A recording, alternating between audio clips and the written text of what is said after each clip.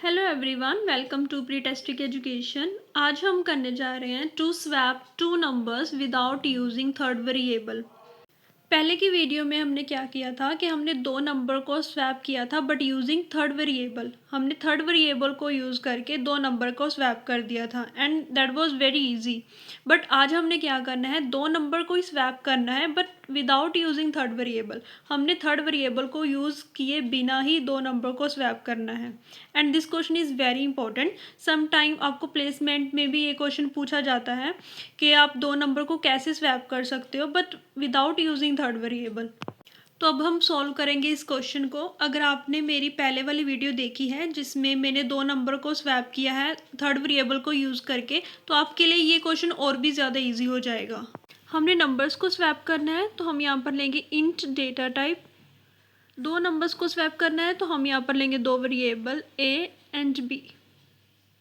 अब हम दो नंबर यूज़र से एंटर करवा लेंगे।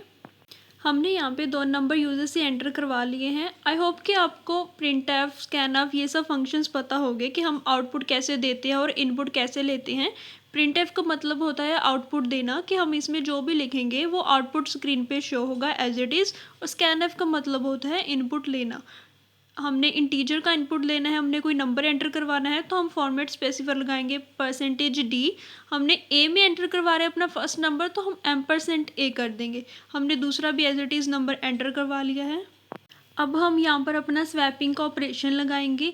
अब हम थर्ड वेरिएबल नहीं यूज़ कर सकते तो हम इन दोनों को ही यूज़ करके इन दोनों को स्वैप करवाएंगे।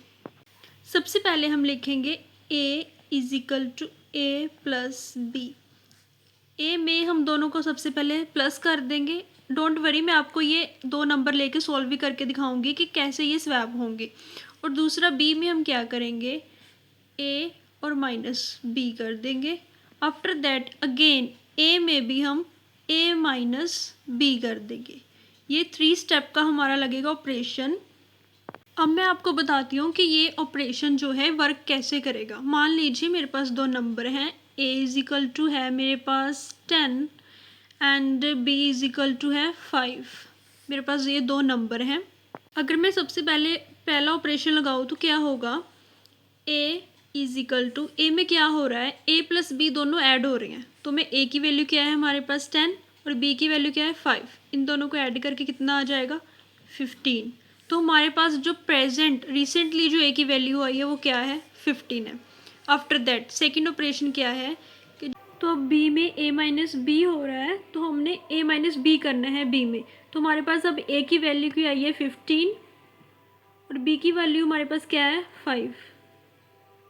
दोनों को माइनस किया तो हमारे पास आ जाएगा 10। तो हमारे पास b की वैल्यू कितनी आ गई 10।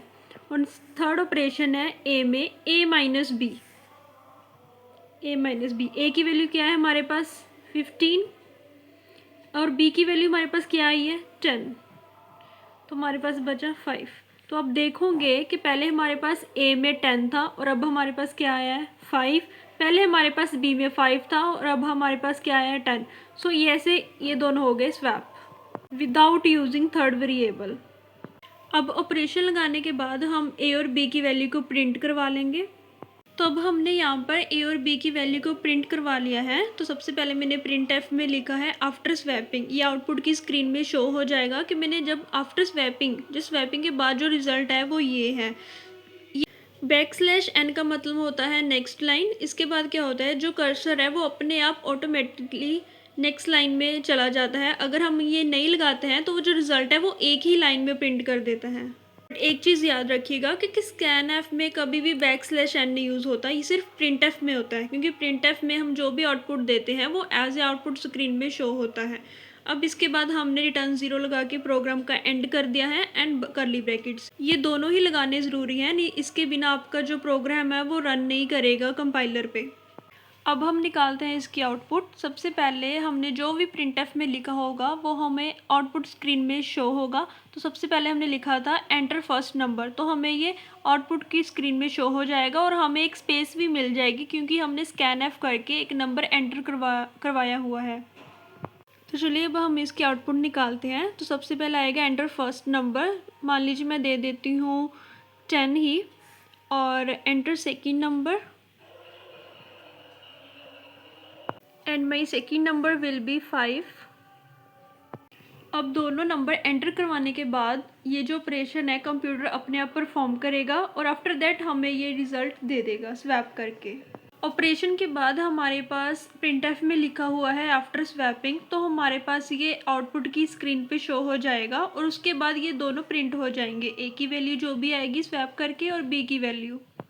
स्वैप होके हमारे पास ए की वैल्यू आ गई 5 जो कि पहले बी की थी और बी की वैल्यू आ गई 10 जो कि ए की थी। जब आप इसको ऑनलाइन कंपाइलर में भी एग्जीक्यूट करोगे तो आपको ऐसे ही रिज़ल्ट मिलेगा वो ऑपरेशन लगाने के बाद। और ज़रूरी नहीं है कि आपको यही नंबर लेने हैं, आप कोई भी नंबर ले सकते हो। और आप किसी और भी पर्टिकुलर प्रोग्राम पे वीडियो चाहते हैं तो आप हमें कमेंट सेक्शन में बता सकते हैं। Sunshine.